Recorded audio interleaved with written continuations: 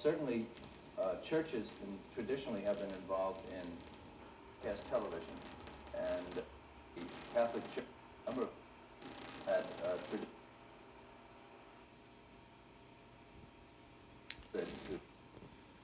So there seems to be something wrong with the video signal. I'm not sure if it's the tape or the machine interpreting the signal. Maybe the tape heads. No clue. Uh-oh.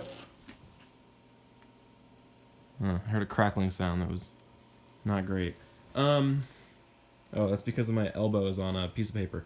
Alright, so anyway, you can see the camera is a little bit more forgiving, the CRT viewfinder, if nothing, if it's getting an invalid video signal.